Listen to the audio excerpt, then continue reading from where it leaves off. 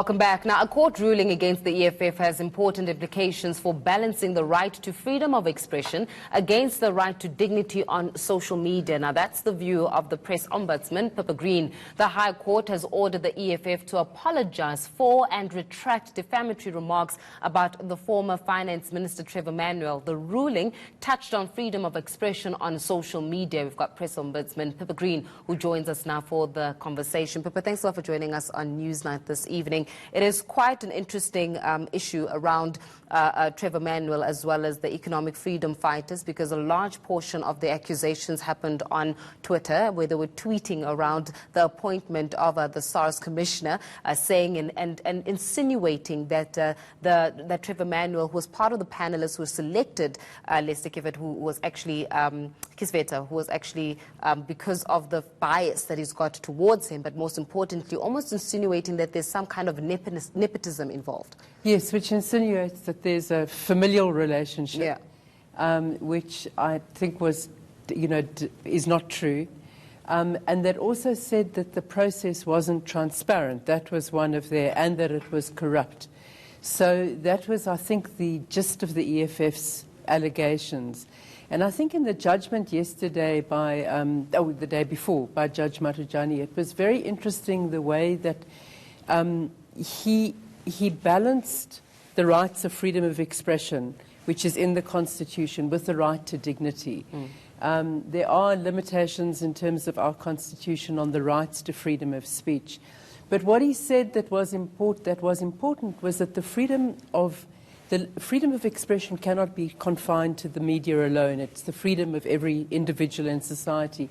But likewise, then, the burden of responsibility for what you say has to be also expanded to every member of society. And now that we have this huge platform, public platform, effectively Twitter, it becomes even more important to take responsibility for what you say. And I think the other interesting thing, and it's in the press code as well, is that comment can be robust, critical, even unfair in terms of the press code, and I think the judge implied that as well. But it has to be based on fact. It has to be based on some kind of nod to the truth. You can't just make stuff up and then comment in terms of that. And I think that is really what the judge was saying in this case. Yeah. Well, obviously the SARS commissioner has just happened to be caught in the middle of the firing line between, the EFF as well as Trevor Manuel, Edward Kisveta, and I called him Leslie in the beginning. But when we're talking about issues of this issue of freedom of speech, and I mean, it's not the first time that the EFF finds itself in hot water for saying various remarks in itself, but and in this case, I mean, 500,000 rand, the judgment was around 500,000 rand, which Trevor Manuel says he does not necessarily need. In fact, he's going to donate it to some kind of a charity.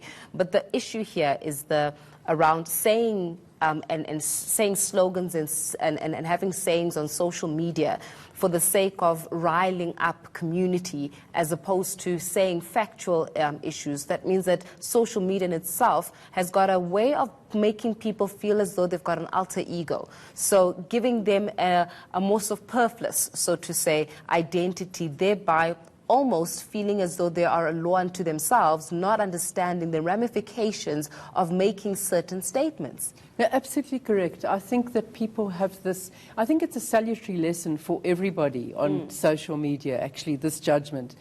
But in particular the EFF, I think that in the judgment it said that the EFF has 725,000 something followers on Twitter. It was retweeted however many times, several hundred times at least. And that Julius Malema himself personally has 2 million followers, and he retweeted it.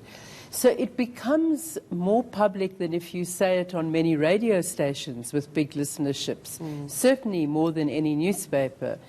And so the interesting thing is, if they had just criticized the appointment of Edward Kisveta on grounds that they don't think he's suitable, that would have probably been fair comment. But what they did was... Because it's an opinion. It's an opinion. It's an opinion. I do not think that he is the right candidate to take up the SARS position, but it's something completely different where you're saying you appointed him because you've got a personal relationship with him. Exactly, and used the word corrupt. Yeah. And when they were asked to retract the statement by Trevor Manuel, I think that Julius Malema he either tweeted or put a statement out saying he can go to hell, we're not scared of him. So there was no acknowledgement that in fact it might have been based on a factual inaccuracy. He said it came from an anonymous SMS which was sent to them. Well, you know, that's not good enough. You know, if you're a journalist, as you know, that if you get an anonymous source, you really need to check it out, and you need to not only corroborate it, but try to, because it's possible to corroborate a lie, as my predecessor had pointed out, but you have to try and verify it as well, and there was absolutely no basis in truth for this. So, look, the EFF have said they're appealing. It's quite a serious judgment, and I think probably a landmark judgment about how to use Twitter. But there has to be, freedom of expression, I guess, has to be balanced with responsibility for what you say. You can't, as I said before, you can't just make stuff up and use that as a basis for commentary. Talking about the landmark aspect of the specific case in itself, I mean, this is not just about politics, is it? This goes down to even issues of cyberbullying, where people can call you and accuse you of doing something on any social media platform, and just because there's this, again, this identity, it's almost like an alter ego that has been built by people who sit behind a mobile device and are able to express themselves, because it's not a one-on-one conversation, so there's no intimidation. You can literally say whatever it is that you want to on a mobile device. But it says something about what are the ramifications for someone who makes false statements against another individual without having any evidence to back it up, that they can actually take that person to court, whether it's a young person, whether it's an old person, whether they are politicians or not, and actually there will be ramifications for this. Yeah, I think that is it. And I think particularly if it's one individual with not that many followers, if it's an ordinary person in civil society, it might not have been taken that seriously. But because it was, you know, a political party, an important opposition political party with so many followers on Twitter, it became widespread on social media platforms. And I think so I think there is also an element of how many people it reaches.